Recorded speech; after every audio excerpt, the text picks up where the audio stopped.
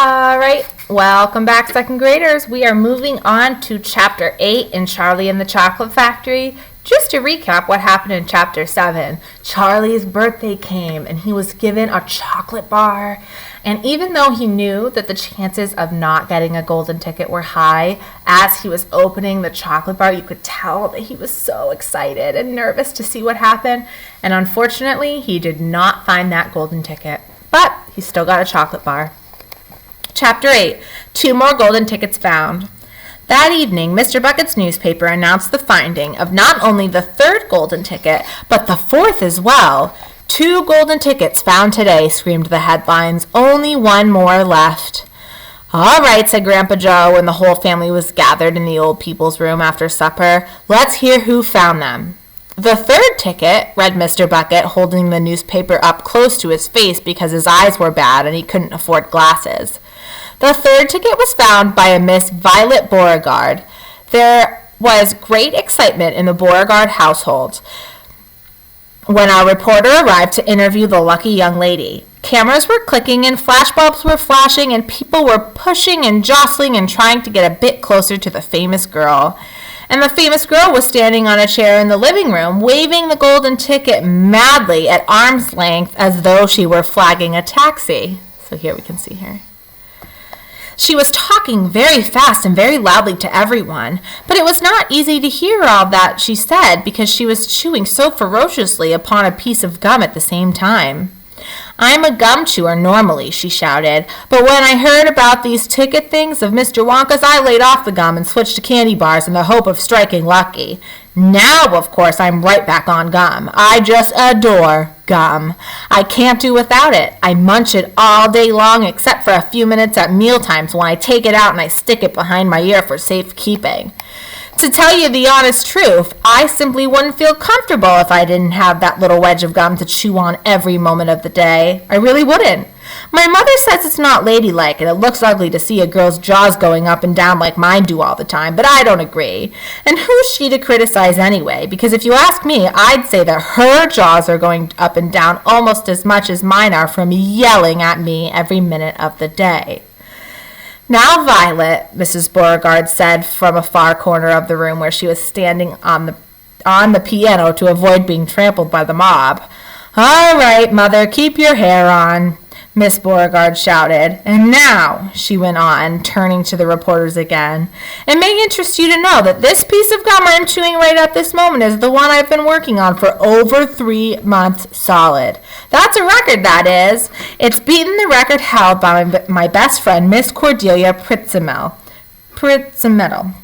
And was she mad? It's my most treasured possession now, this piece of gum is. At nights, I just stick it on the end of the bedpost, and it's as good as ever in the mornings. A bit hard at first, maybe, but it soon softens up again after I've given it a few good chews. Before I started chewing for the world record, I used to change my piece of gum once a day.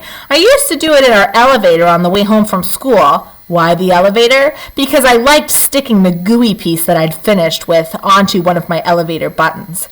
Then, the next person who came along and pressed the button got my old gum on the end of his or her finger. Ha ha! And what a racket they kicked up, some of them. You get the best results with women who have expensive gloves on. Oh yes, I'm thrilled to be going to Mr. Wonka's factory. And I understand that afterwards he's going to give me enough gum to last me for the rest of my whole life. Whoopee hooray!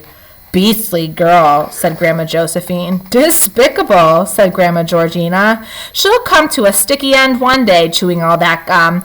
You see if she doesn't. And who got the 4th golden ticket, Daddy? Charlie asked. Now, let me see, said Mr. Bucket, peering at the newspaper again. Ah, yes, here we are. The 4th golden ticket, he read, was found by a boy called Mike Teavee.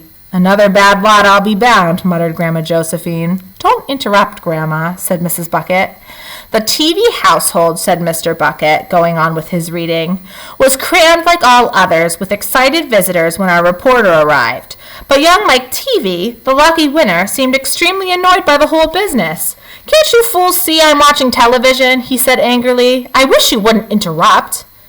The 9-year-old boy was seated before an enormous television set, with his eyes glued to the screen, and he was watching a film in which one bunch of gangsters was shooting up another bunch of gangsters with machine guns. Mike Teavee himself had no less than 18 toy pistols of various sizes hanging from belts around his body, and every now and again he would leap up into the air and fire off half a dozen rounds from one or another of these weapons. Here he is watching TV. "Quiet," he shouted when someone tried to ask him a question. "Didn't I tell you not to interrupt? This show's an absolute whiz-banger. It's terrific. I watch it every day. I watch all of them every day, even the crummy ones where there's no shooting. I like the gangsters best. They're terrific. They're gangsters. Especially when they start pumping each other full of lead or flashing the old stilettos or giving each other the 1-2-3 with their knuckle dusters. Oh boy, what I wouldn't give to be doing that myself. It's the life, I tell you. It's terrific." "That's quite enough," snapped Grandma Josephine. "I can't bear to listen to it." "Nor me," said Grandma Georgina. "Do all children behave like this nowadays? Like they're brats? Like these brats we've been hearing about?" "Of course not," said Mr. Bucket, smiling at the old lady in the bed. "Some do, of course. In fact, quite a lot of them do, but not all." "And now there's only one ticket left," said Grandpa George. "Quite so," sniffed Grandma Georgina. "And just as sure as I'll be having cabbage soup for supper tomorrow, that ticket'll go to some nasty little beast who doesn't deserve it." All right, that is the end of Chapter 8 of Charlie and the Chocolate Factory. Stay tuned for Chapter 9 soon. Bye.